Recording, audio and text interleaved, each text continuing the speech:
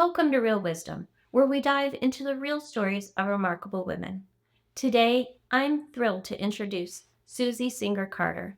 Susie is a filmmaker and actress who's using her movies to speak up for the people who often don't get heard. Her short film, My Mom and the Girl, was so powerful it got Oscar attention. And now she's working on No Country for Old People, which is all about shaking up how we think about aging, caring, and Alzheimer's. Susie's story is pretty amazing. She took her tough experience of caring for her mom and turned it into films that are really about making a difference. And if you're curious to hear more stories like this, don't forget to hit the subscribe button.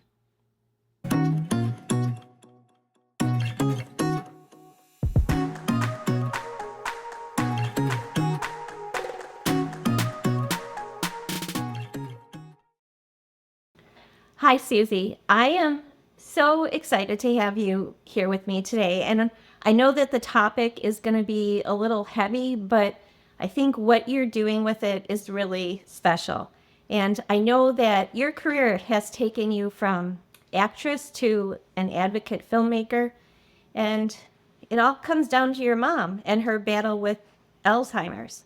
And I know that that is a really challenging and has been a challenging time for you. When was that moment when you decided to take something so personal and make it a bigger conversation that we need to have in this world? Right. Good question. So, I actually it started with a short film that I did based on my mom, who had, like you said, Alzheimer's for 16 years, and so in 2017, I decided there was a great story that one of the caregivers that was living with me for a year with my mom, when my mom lived with me for a year, would come back with these stories because they'd go out and to take walks, and my mom was very social, and she'd come back with these regals of amazing stories. And this one story just touched me, and I thought it was humorous and poignant and profound. And I thought, and I would tell people, my friends, when they'd ask about my mom, this story, and they'd say, "You need to do a film." And I said, well, that's just what the world needs, is another film about Alzheimer's, right? And but then I was ruminating over it, and I decided to do it. So long story short, I did it as a narrative, a short film called My Mom and the Girl. Valerie Harper plays my mom in it, and she was spectacular, and it was her last performance. And if your audience doesn't know who she is, then you're younger than age 40. But she played Rhoda on the Mary Tyler Moore Show. She played Mary Tyler Moore's best friend, and then it spun it into her own show called Rhoda. And everyone loved Valerie Harper. So Valerie fell in love with the script, and boy, did she do it justice. She met with my mom, they hit it off, and I really wanted to, because I went into Alzheimer's with my mom, who was my best friend, and adored her, and just wanted to help her get through this, all of us to get through it, because we didn't know anything about Alzheimer's at all, like most people. And, and I tell people all the time, I made every mistake in the book. And I just realized it took me that year living with my mom to figure out, oh, this is how it works. This is the way to do it. This is the way that it makes it much more enjoyable and different and new, and maybe in some respects better, right? So I decided that's what I wanted to do, was share that experience and destigmatize as much as I could. And it was very successful, and I felt really proud of it. We were Oscar qualified, and we went to Cannes, and we won all kinds of awards. And more than that, it was the response I got from audiences, and still do. Like, just this year, I've been screening it again, and, a film festival out of nowhere came and said, "Can we replay your film again?" And it's now 5 years old, right? And I think, wow, this is really incredible. So stories are important, and that really taught me about taking a topic that might not be sexy or, to the average person, and then and find a way to make it appealing, find the hook. And so that was through the humor in it and the music, and but not disrespecting the actual disease. In other words, like, letting it all hang out, but also doing it in a way that shows the other side too, and the dignity of a human being that's going through that, and the respect that they deserve and will get when placed in the right circumstances. So that Um, was my start. how did your relationship with your mom evolve during that time that you lived together? Because I know when that you're the caregiver and the person is living with you, it Yeah. can it can be good and bad. Yeah, I call it the best and worst year of my life. That sums it up. And I was just going through a divorce and moving into this live work loft in Hollywood, trying to be a filmmaker and a caregiver and a mom to my teenage daughter. And, I was like, I can't leave my mom alone or in a facility. My stepdad had just died and he was 12 years older than her. He was her best friend. They were married for 35 years and she was having Groundhog's Day. Like, where is Georgie? Mom, he died. What? Why didn't anybody tell me? What's going on? Was that thing? And I was like, I'm not going to let her go through that alone. And she will learn. And she did. Eventually, like, it only took like 10 days for her to finally go, he died. Yep, he died. And I wanted to be there to help her because I knew how important it was and what an important part of her life he was. And I didn't want her to stress about it and wonder, where is he? And, she was still at that stage where my instinct, as I don't know, call it female instinct, intuition, that I could, because it was nothing that I learned. Let's be honest about that.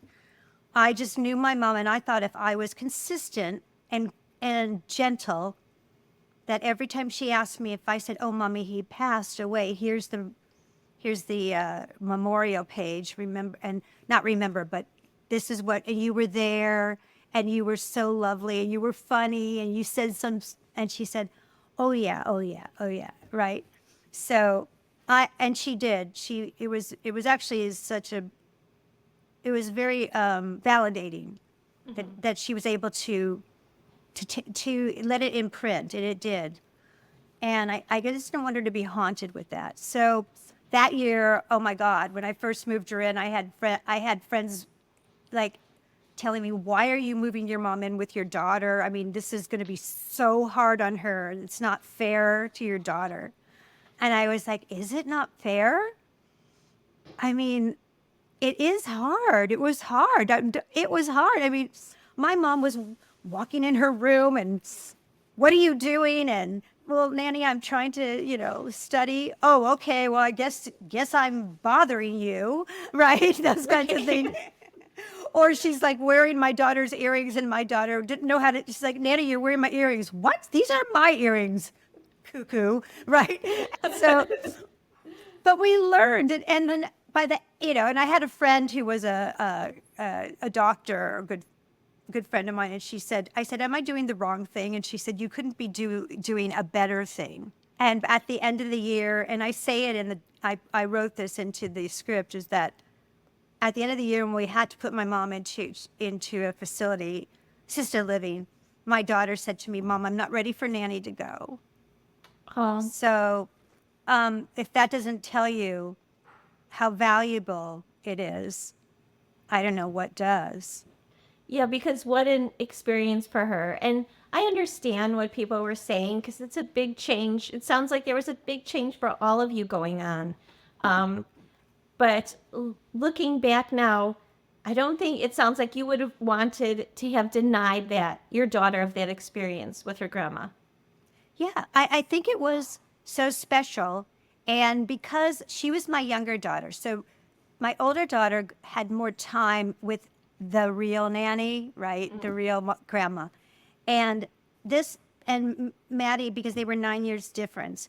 Madeline, my second daughter, this this was she really bonded with my mom on a different way, and and fell in love with her like I've always loved my mom, but I like fell head over heels for my mom. Like I really felt. I remember the moment I was going to a meeting, a pitch meeting, and my mom was out on the balcony. It's very urban. I was living in this work live loft, and it was like, it looks like you're living in like a movie studio because it's very urban. And my mom's out on one of the balconies over the kitchen, and it's like, it's like a big parking lot basically, and there's valet parkers, and my mom loved it because she's very social, but she's watering the plants, and she looks at me and she waves as I'm leaving, and I had this feeling of like, she's safe, she's living with me, and she's happy. And it was the moment we switched roles. Yeah, that's a really beautiful way to look at it. And Yeah. um, I know that all of these, periods in our lives are so challenging, and for so many women in midlife, this becomes a reality that you're caring for aging parents, or for you have children at home, or even children with disabilities, and Yeah. there's a lot that can come at you during this time. And you said something about doing it with grace and kindness. Can you tell me a little bit more about that? Because I think there's really something special when you say it that way. Well, I think that, oh, well, let's see, Was it grace and kindness for yourself or for your mom? oh no, it was for my mom. I think that it was me accepting it fully, taking, like, understanding, like, this is our new reality and I needed to accept it. And as opposed to, like, when I first learned about it, I was dragging her to one doctor to the other, like, we're going to solve this. We're going to cure this. Like, I'm sure everyone does, right? It's like everyone else hasn't done a good job, but we're going to do a good job and we're going to kick its butt, right? And Alzheimer's, you're out of here.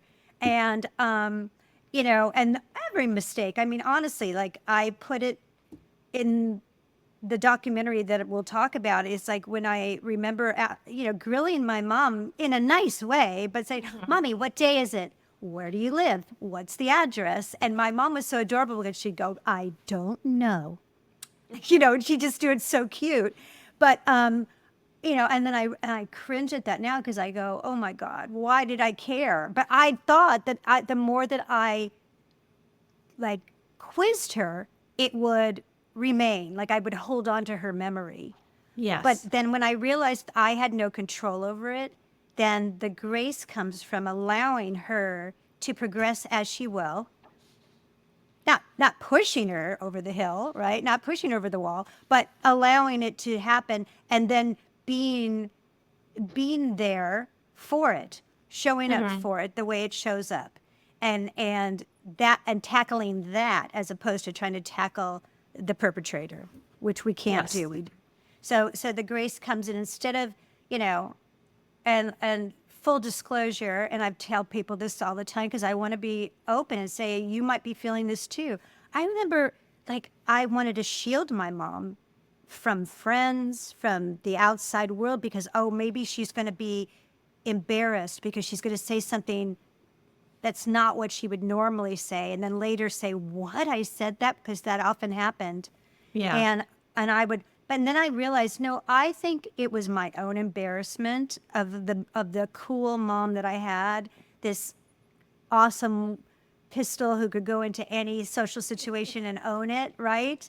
And there she was, like, sometimes people going, what's going on? They didn't quite understand, right?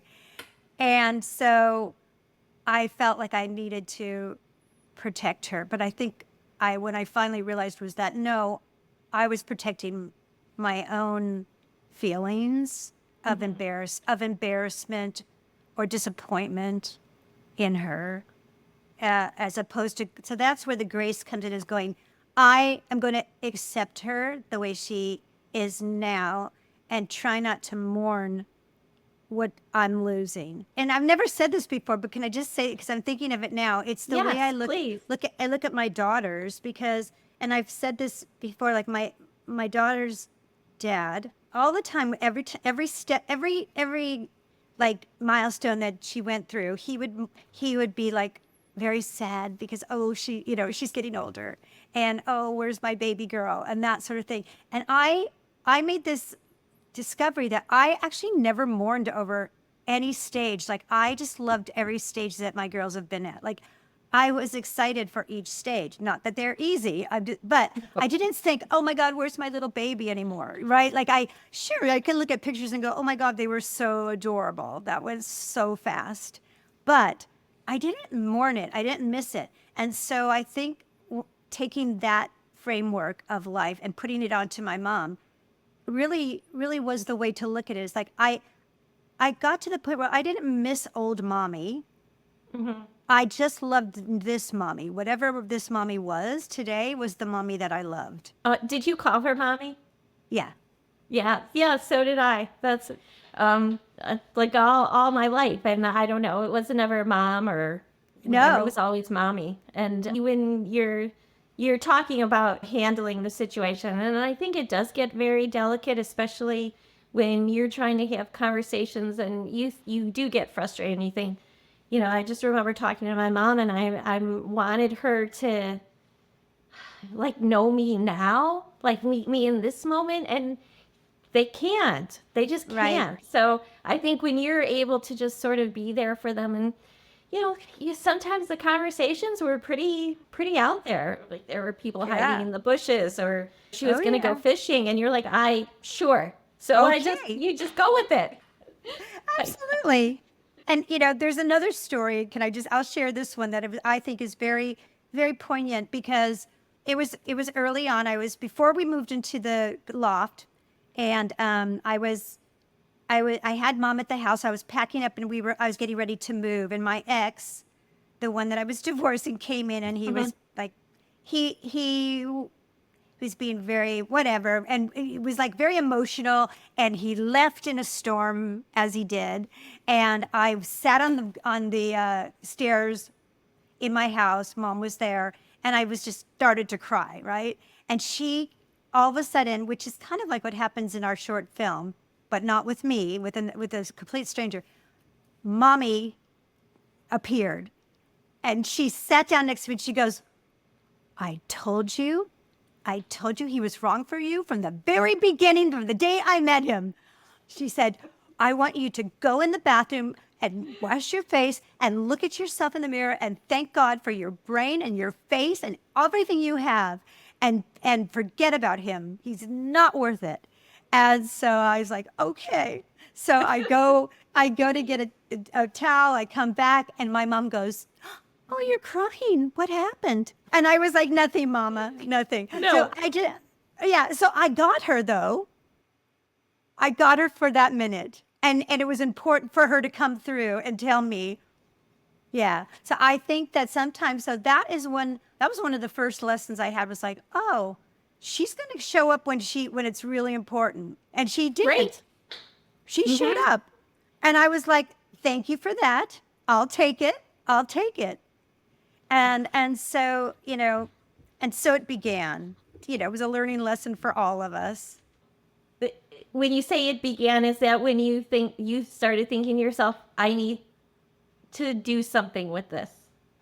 That came when we moved into the loft, and that's when my daughter's nanny, who also helped my mom. She was a natural with my mom because she's with our family all forever, and she and her husband and her family were like part of our family. And she ended up going and helping my mom clean her house. And there were times before we even knew that my mom had full on Alzheimer's. It was just beginning. And sometimes the caregiver's name is Irlanda. She's part of the film that I did called My Mom and the Girl. And Irlanda was so natural with my mom. Like she didn't drive, so she would take the bus to my mom's townhome, and she would get there the day and the time she's supposed to be there. And she'd knock on the door, and my mom would go, "Irlanda, what are you doing here?" You were just here yesterday. What are you trying to make two days in a row? Bye-bye. Londa was like, oh, sorry, nanny. And so, because she called her nanny too. So she'd go, I'll come back next week. So then she'd wait like 10 minutes, ring the doorbell again, and then she'd go, Londa, you're here. Come on, get a cup of coffee. And I was like, oh my God, Erlonda, you have to move in with us for a year and just help me. So that, so it was Team Norma. It was me, my daughter, and Erlonda. Fabulous. You just And gotta that, go with the flow. yeah. And so the three of us, and if you see the film, My Mom and the Girl, you'll see how incredibly intuitive Erlonda was with my mom and just knew how to, redirect. But naturally, she didn't go to school for this. Mm-hmm. She was brilliant with it.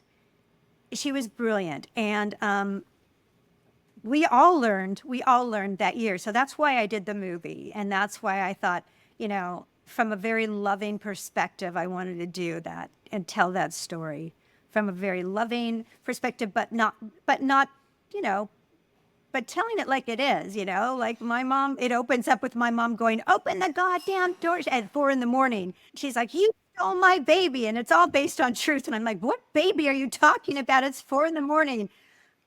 Forget it. I know you sold it. I'm like, what? And then my mom goes, yes, you sold the baby. I'm like, oh, mom, it's 4 a.m. And then she's like, out of nowhere, just hits her. And she goes, oh my God, you're my baby. Oh. And she goes, you got to put me away. And I said, oh, you're going. Don't you worry. It sounds like you had some really great moments with your mom. I did. We That, did. We it's did. bittersweet, but at the same time, It's bittersweet, 100%. But isn't all life bittersweet? It really yeah. is. Nothing is permanent. No, but I think sometimes we think we could control more than we can.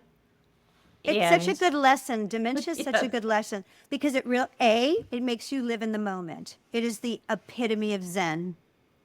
You cannot live in the past for very long, and you can't live in the future for sure. no. So you can only live in the moment. So it's a super good lesson that way. And it also, if you let it, it will adjust your priorities very quickly, right? Yes, very quickly. Very quickly. And I said this to someone who was going through it with her dad.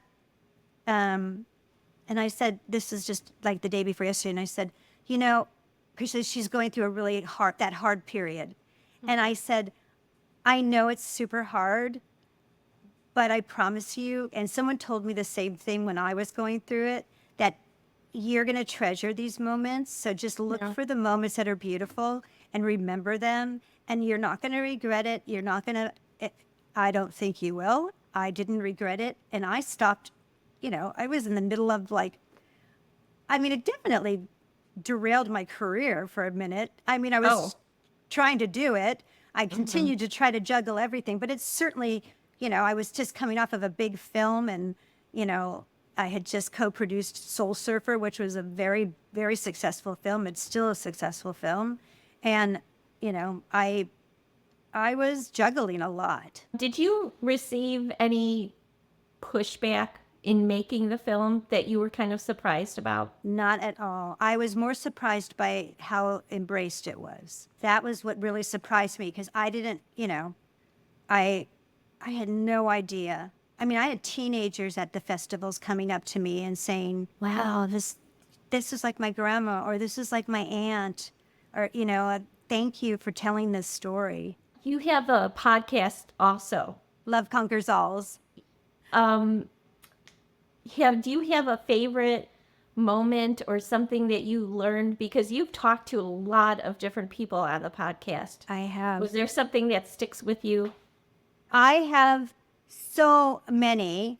I think it, if you talk about the experts, there was so many things I learned from like neuropsychologists and things like that, that really opened my eyes to like what is happening in the brain, the mechanics of forgetting, like, the importance of forgetting. So, I learned so much from people who have been studying dementia forever. And I think one of the greatest things I learned was from Judy Cornish, who, if you don't know her, look her up. She has the Dawn method, which is unbelievable. And she teaches it to other dementia leaders. And she's really a leader. But one of the things that she talks about is that, as your rational brain starts to get smaller and smaller when you have dementia, your emotional brain is quite intact. And so the emotional brain is still there, and you can reach it. And that, to make it easier, it would take a whole nother episode to talk about this, but to make it easier on your loved one, is to give them all the information they need ahead of time, so they don't have to struggle to figure out who's in the room, who am I talking to, do I like them? So one of the things that I used from her as my mom progressed, and I really believe my mom never forgot who I was, because every time I'd walk in, I'd go, "Hi, Mommy, it's Susie, your favorite daughter. I know I'm your only daughter, but I am your favorite." And I would make her laugh. And then I let her know from the moment I walked in who I was. And there was always like a from her. You could see her just go, "Oh, okay. I do know her. I do know her." And then she would, sometimes I'd be just talk to her, my dog and pony show, and she'd just go, You're beautiful. You're beautiful." And I go, "Thank you. You're my mom. You have to say that, right?" And so I kept reminding her, instead of saying, "Do you know who I am? Do you know who I am?" Just make it easier on her. So those are little nuggets that I got. I remember one of my favorite interviews was Greg O'Brien. He was one of the first books I read, and it was a memoir. He is a journalist who got early onset dementia and began writing a memoir in the throes of it in such an illuminating way. And I was able to have him on as a guest, and he's spoken all over the world. And I was fascinated because I always wanted to know, what was going on in my mom's mind, like when she was disoriented or when she was agitated or when, what was she feeling? Like, what does it actually feel like? And he really defined it in a way that was so illuminating and kind of, very, very satisfying. Yes, did he get frustrated? Of course he did. But you and I get frustrated when we walk into a room and go, "What was I here for?" We get frustrated. It's like that. I was just thinking of that. What am I thinking? I wanted to tell you something. Now I forgot. And it's frustrating, right? Right? That's what we do. We do that all the time. It's like, damn it. I want to tell you this and I forgot. Boom, it's gone. And, and I used that when he told me that. I used that all the time because I would watch my mom look for words up there. Her eyes would go up and I could see her searching. And I would say to her, "You're searching for words. I know you are. I've got all day. What are you going to say? I'll wait." So that she didn't get frustrated, and because when she was more verbal, she would say, "Oh, I can't think of it. I'm getting addled." And that's exactly what happens. It was a good way to describe it, is that you get addled, and the more addled you are, the less you can remember. Mm-hmm. So, and so Greg described it as like almost going into a fog. Like he remembers being on a trip where he was talking. He was a keynote speaker, like in Switzerland or something like that, and he was at a hotel with his wife and his son, who were always by his side, but they wanted to get something to eat, and they said, "You don't want to come?" And he didn't want to go, and they said, "Don't leave the room then. Do not leave the room." Well, of course he left the room. Mm-hmm. And he got lost in this giant hotel that he had never been in, and he ended up in the basement area where the crew worked, and he was so lost, and somebody found him and directed him back to his room. But when he was in that moment, he was completely, and he goes, and what he did, because I don't know if your audience or you have spoken about this, but cognitive reserve, like all of us have a cognitive reserve. So when and if we ever get, God forbid, dementia, but people that have dementia, there is a cognitive reserve. Like my mom was a singer, so her cognitive reserve, which is really strong, was music. And she could always rely on that. Whereas with Greg, his cognitive reserve was the written word, because he was a journalist for, I think it was the Washington Post and big publications. Yeah. And so he immediately knew that that's his tool of choice. So he would go and write about it. As soon as he got lucid for a second, he'd write, "This is what just happened. This is what just happened. This is what happened." Which I was like, wow, that's amazing. Because I wouldn't have thought that, watching my mom and her experience, I don't think she could have gone back and written it down. She would have maybe got three No. words in and gone, what was I thinking? But he had that cognitive reserve. So he's able to describe what it felt like to get lost. Panicky. It was panicky. Yeah. Oh, I'm sure it was, because that's a scary feeling when you're lost. That's a really, I have not heard of that before, but I'm going to look it up while you're talking to me. I'm not being disrespectful. I'm going to look it oh up. no, So that's okay. It's interesting though, because I think for my mom, it was her faith.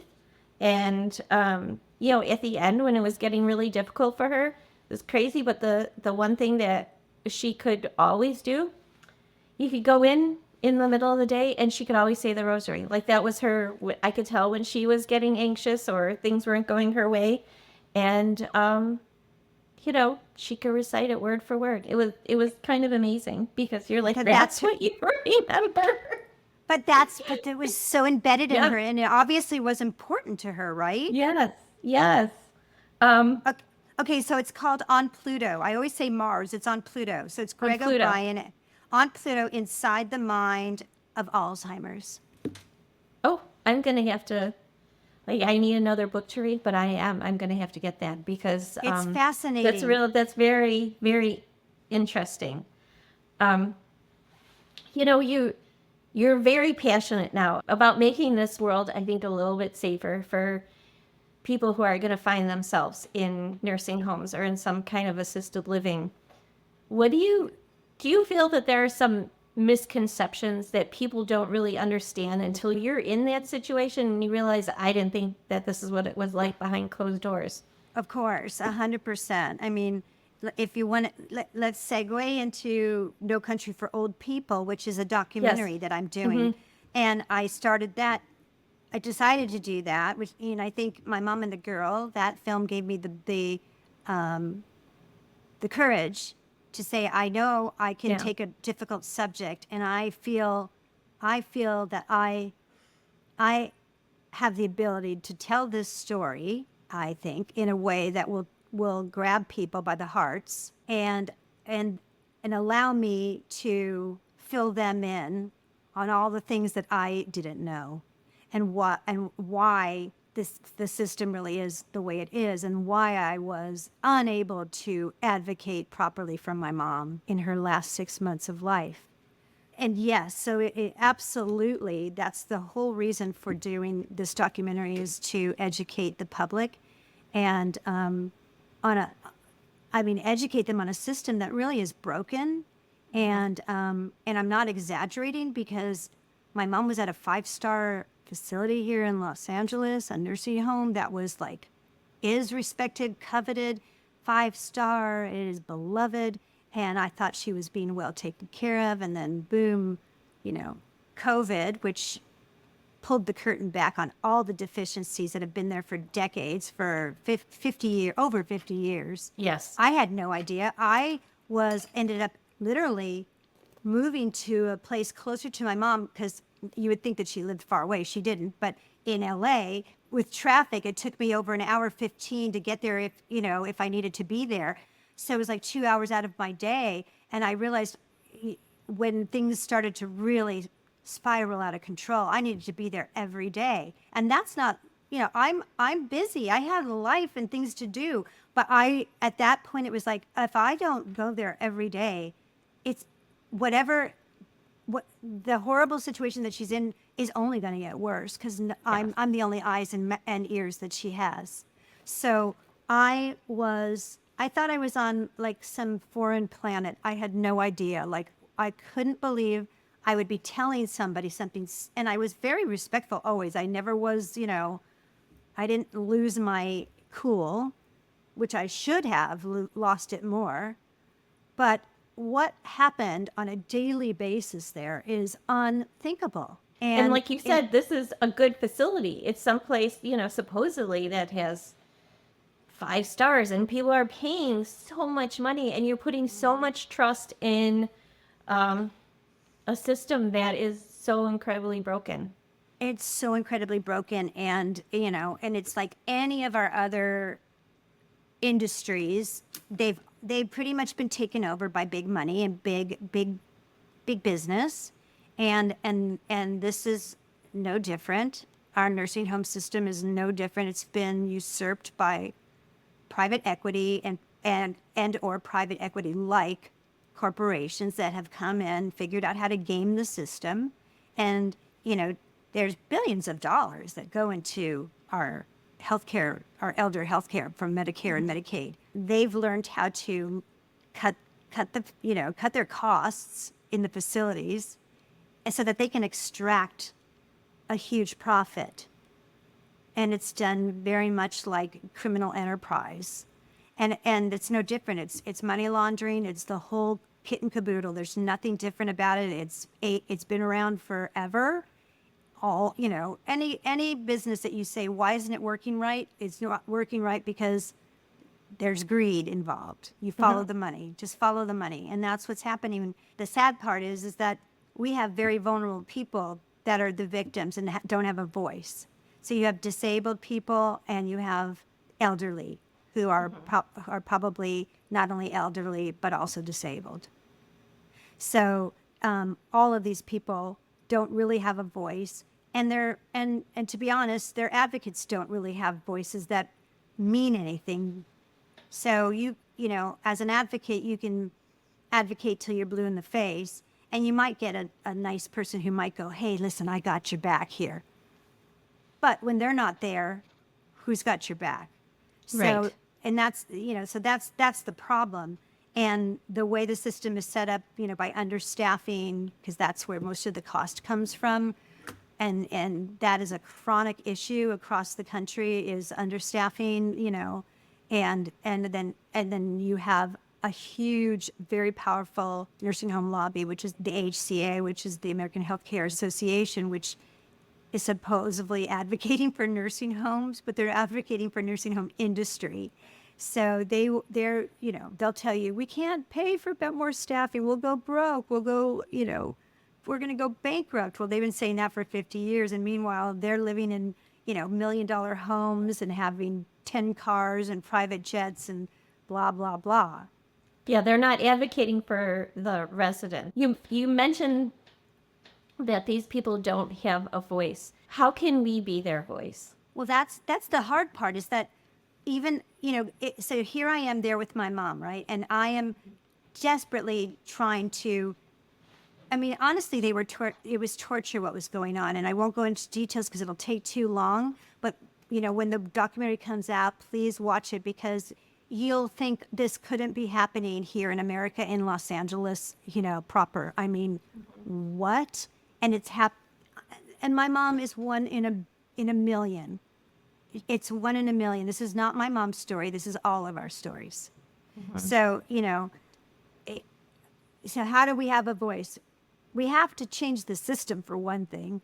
In the meantime, be there as much as you can so you can mitigate whatever's going on. If there's a problem, at least you can mitigate it and make it better.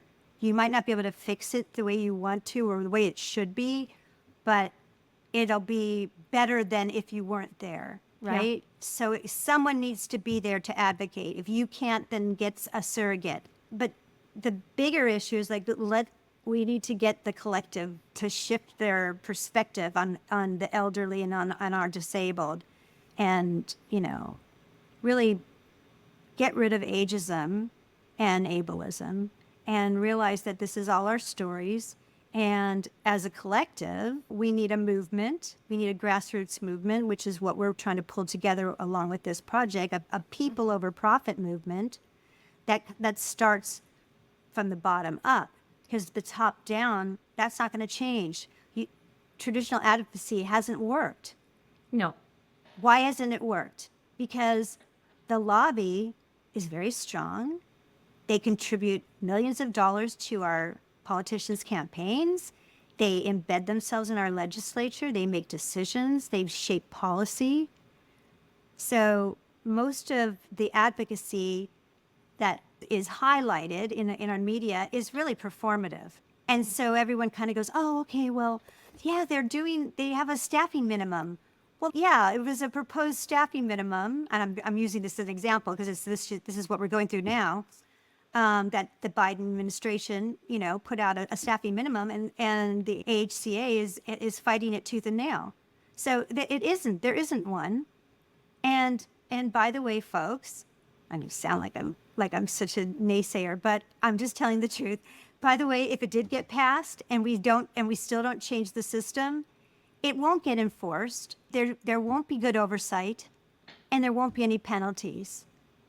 So it doesn't really matter. That's what I mean by performative. We need to get on out there. We got to take to the streets and do a good old fashioned, we're not going to take this anymore. But we have the power. We do. I mean, that's the power of community and public, right? That is the power. Yes. I mean, that's what happened with MAD, Mothers Against Drunk Drivers. They went to the streets. They said, we are demanding this. We are demanding that people don't drive drunk. We are demanding this. And we're not going to vote for you. We know who is not supporting it. We got your number. They need votes. So that's our currency. We are constituents. That's our currency. And so we need to take the power back. I completely agree with you. Where would be the best place for anybody who's watching this today to either find out more about your documentary or to get more involved? Where would you direct them? I would direct them to our website, which is nocountryforoldpeople.com. You can sign up for our newsletter. You can sign up to participate in a movement. You can check off a list and say, I would be really great at organizing. I would really be great at making calls. I'd be really great at just marching or virtual or whatever it is. Tell us how you can help us. We're partnered with the National Consumer Voice for Quality Long-Term Care. They are probably the biggest nursing home reform coalition since 1975. And they're in Washington. They're our fiscal sponsor. They've given us a 501c3 status. So we have raised all the money for this film ourselves through people that care. So as my partner, Rick Moncastle, who is a former, like I told you, the former attorney, federal prosecutor, says, we cannot take blood money. And we haven't. So we've been very careful not to take any money from any organizations that we feel are, contrary to what we believe. So we're still raising money to put together the coalition, to do the final cleanup, polish on the film, and get it out there. So if anybody is interested in donating, it's a tax deductible, 100%, and you're investing in a really nice future for all of us, so that we can, actually have a lovely third act that we deserve. Well, let me tell you, you have all of my support, and I will tell as many people as I can to get out there and be a part of this movement. So I just want to say, thank you for joining me today, because it's something that is heavy on my heart, and I appreciate what you're doing. I appreciate what you're doing too. I really do. It's a lot of work. It's a testament that you're still in it and you're still fighting, and you've been through it and you're on the other side, and here you are, and you are delightful. So thank you. Thank you for joining us on Real Wisdom. If you're inspired by stories like this and want to be part of a community that celebrates the wisdom of women, visit joinimpart.com and become a part of our conversation. And don't forget to subscribe for even more real wisdom. Until next time, keep embracing your story.